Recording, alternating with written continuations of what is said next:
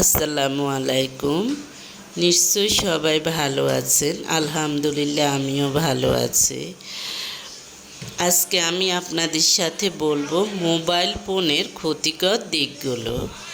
Mobile phone mobile mobile হলো বিশ্ব স্বাস্থ্য সংস্থার গবেষণা অনুসারে মাইক্রো ওভেন, অর্থাৎ মানুষ যে খাবার গরম করে হয়তো একটু চুলায় যাওয়ার ভয়ে বা একটু দেখা যায় যে স্বস্তি পাওয়ার জন্য মাইক্রো ওভেনে খাবার গরম করে। এ মাইক্রো ওভেনও কিন্তু খুব মারাত্মক রেডিয়েশন ছড়িয়ে থাকে, যা খাবারকে বিষাক্ত করে ফেলে। অনুরূপ মোবাইল ফোন মাইক্রোওয়েভ ওভেনে সমপরিমাণ রেডিয়েশন ছড়িয়ে থাকে। 15 মিনিট একটানা মোবাইলে কথা বললে মস্তিষ্ক ও কান সংলগ্ন ত্বকগুলো গরম হয়ে যায়, যা মস্তিষ্কের জন্য ক্ষতিকর।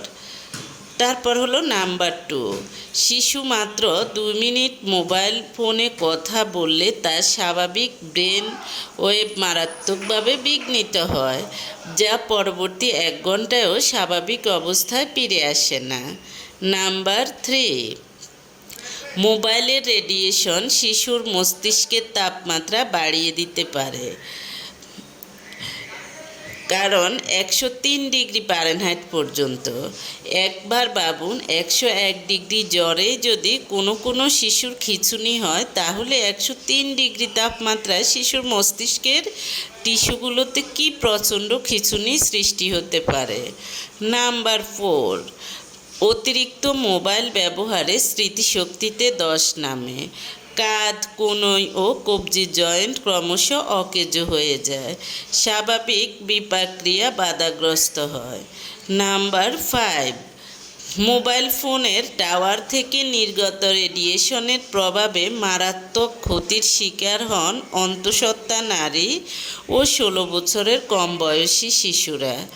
অটিজমে আক্রান্ত শিশুর সংখ্যা বেড়ে যাওয়ার অন্যতম কারণ হলো এই রেডিয়েশন, অর্থাৎ টাওয়ার থেকে যে পরিমাণ রেডিয়েশন নির্গত হয় সেই রেডিয়েশনের।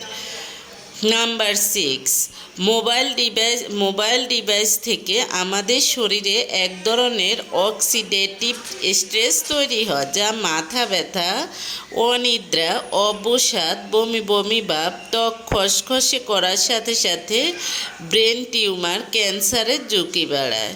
কানের পার্শ্ববর্তী এলাকা সহ স্যালাইভারি গ্ল্যান্ডের টিউমারের নেপথ্যে আছে এই অক্সিডেটিভ স্ট্রেস।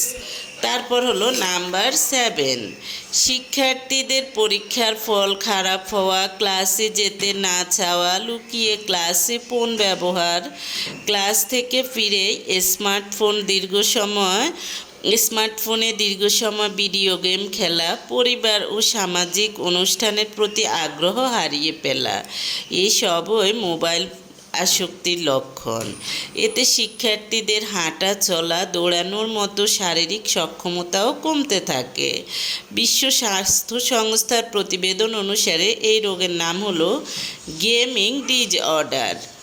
তারপর হলো নাম্বার 8, ভিডিও গেমস দৃষ্টিশক্তি কমায়, স্নায়ু চাপ বাড়ায় এবং তা মাদকের মতোই আসক্তিকর। নাম্বার 9, স্ক্রিনের দিকে তাকিয়ে খেতে অভ্যস্ত হলে শিশুর দেহে পুষ্টির চেয়ে রেডিয়েশন বেশি থাকে। স্ক্রিনের দিকে মনোযোগ থাকা খাবারের স্বাদ, গন্ধ, রঙের তফাৎ সে কিছুই বুঝতে পারে না। এভাবে চলতে থাকলে শিশুর হজম প্রক্রিয়া স্থায়ীভাবে দুর্বল হয়। নাম্বার 10, ঘুমের আগে যেসব শিশু কিশোর মোবাইল, টিভি, কম্পিউটার, ট্যাব বা ল্যাপটপে সময় কাটায় তাদের মনোযোগ কমে যায়, দেহে ক্ষতিকর চর্বি জমতে থাকে, ঘুম ভালো হয় না, সকালে তরতাজা অনুভূতির পরিবর্তে তারা ক্লান্তি অনুভব করে। তাই রাতে ঘুমানোর আগে সব ধরনের স্ক্রিন শোবার ঘর থেকে বাহিরে রাখুন, এমনকি কম্পিউটার সহ যে কোনো ডিভাইস বেডরুম থেকে বাহিরে রাখুন। তারপর হলো স্ক্রিন থেকে নির্গত নীল আলো চোখের রেটিনার ক্ষতি করে। স্ক্রিনে যে নীল আলো থাকে সেটা চোখের রেটিনার ক্ষতি করে। যা দৃষ্টিশক্তি কেড়ে নিতে পারে, অর্থাৎ আস্তে আস্তে মানুষ অন্ধ হয়ে যায়। তাই রেডিয়েশন থেকে বাঁচতে কাউকে কল করার সময় অর্থাৎ ওপাশ থেকে রিং বাজার সময় অনেক বেশি রেডিয়েশন নির্গত হয়। অপরপক্ষ কল রিসিভ করার পর মোবাইল ফোন কানের কাছে আনুন, রিসিভ করার আগে আনবেন না। তারপর হলো কথা বলার সময় সম্ভব হলে হেডফোন বা ইন্টারফোন ব্যবহার করুন, ইয়ারফোন ব্যবহার করুন, তাতে রেডিয়েশনের ক্ষতি কিছুটা কম হবে। তারপর হাঁটতে হাঁটতে ফোনে কথা বলবেন না, দুর্বল নেটওয়ার্কে রেডিয়েশন বেশি হয়। এ সময় কথা সংক্ষিপ্ত করুন। ঘুমের সময় মোবাইল ফোন মাথার কাছে রাখলে তা ঘুমের পরিমাণ ও গভীরতার ক্ষেত্রে নেতিবাচক প্রভাব ফেলে। তাই ঘুমানোর সময় মোবাইল ফোন রান্নাঘরে রাখুন। তারপর হলো গাড়িতে বসা অবস্থায় মোবাইল ফোনের ব্যবহার সীমিত করুন। গাড়ির ভিতরে রেডিয়েশন শিল্ড থাকায়